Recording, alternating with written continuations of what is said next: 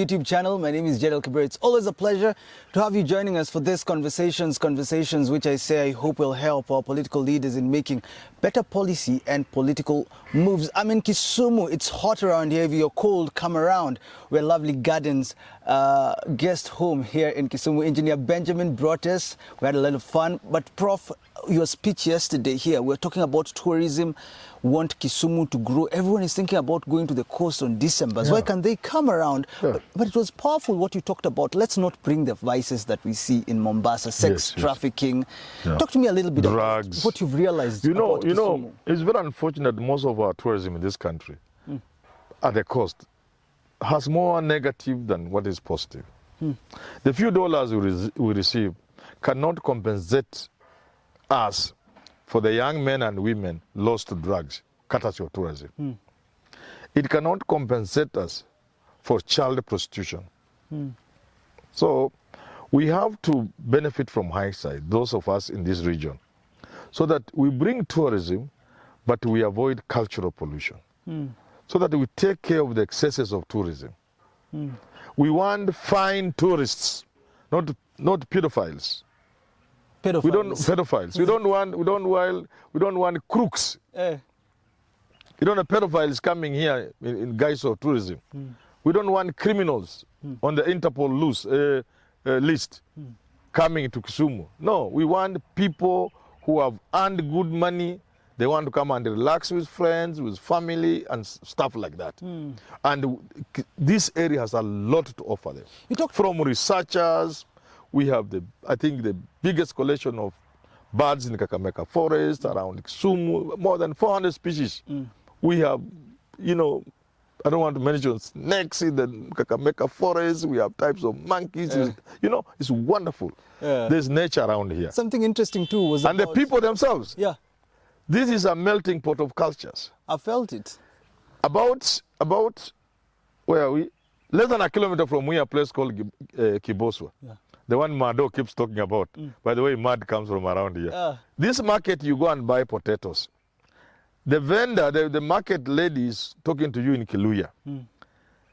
As she's wrapping for you the potatoes, sweet potatoes, a customer comes and she switches to the Luo. Talking to the Luo. And before you leave, because you are wondering, you haven't left, a Kalenjin comes. Speaks Kalenjin. So this place, I've never seen anything like this in the world. This market, people switch from the Luya to Luo to Kalenjin. And you can't know people by looking at them, even by name. Somebody's called Keep Somebody. So this is Kalenjin, but he's the best Luya in terms of... So this can feed into even tourism. Had a lot of fun last night. But also, talk to me about something to do with competition also on your speech, about hoteliers and people with these places like this, which is super amazing, competing instead of cooperating. What did you mean by that? Because this is business, honestly. You see, in Mombasa, for example, at the coast, people can afford to compete. They have been at this game for long. Some of them have a niche for themselves, okay? And they are known all over the world. There are some hotels you don't even need to advertise. People just book White Sands, Mombasa, Leisure Lodge, South Coast. They are known already, and they are referrals. But these people are trying to get into the market with the cutthroat competition that is there globally and people competing for tourists. Them, they cannot afford to do that. There's unity in strength for them. Not just hoteliers, not just people in the hotel industry, the tour guides, and everybody who does business related to tourism here. They need to work together. Like I was saying, they create an infrastructure, for example, and a digital infrastructure, so that when you are marketing yourselves in Europe, you are giving the customer in Europe a variety of hotels. Like this Lovely Garden. It's a very small place where only 8 couples can come. 8, and they have taken the whole place. They just have 8 wonderful rooms. And look at this ambience, green and everywhere. So if you are 8, a party of 8, maybe 8 couples, 8 families, or maybe 3, 4 families with children, they can take the entire place, and this becomes their home. And from here, they can move around here and do whatever you want to do and see what tourism what the area has to offer, and then you come back and retire again. You know, it's interesting. And then another place, they'll say, okay, if you want a big one, there's Royal Suites opposite here. You know, it is this category of hotel. It can cater for this number of people. It has these advantages. And then you say, okay, even within the village where I come from, there is Torako. Right in the village, wonderful place. It has so many rooms, this type of rooms, and you show people, and then you go to Sosa and Isambai.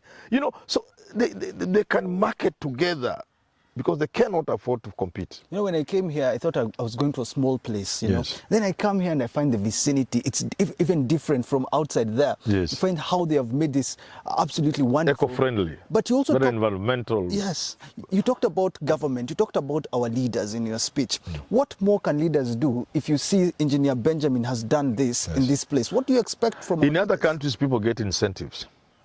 Right from tax incentives.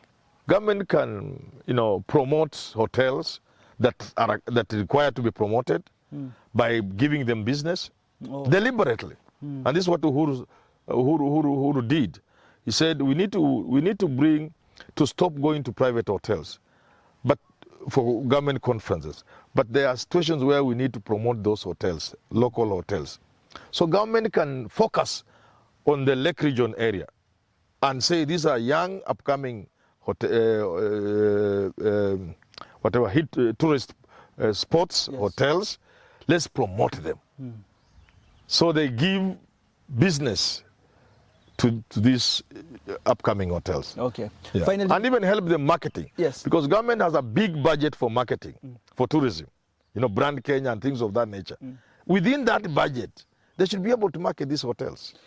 Finally, maybe talk to me a little bit about what you've noticed about Lovely Gardens guest home since you came here, parked right here. What is unique? Because you've been in so many different places. What do you think is unique about this? This is home. This is really like you are in a upgraded village. You know, it's a village because everything here is local. Everything is village. Fresh air is there. There's no pollution. The people around here are just ordinary men and women going about their ordinary business. You can interact with them. You can try and learn a few. This is just a village.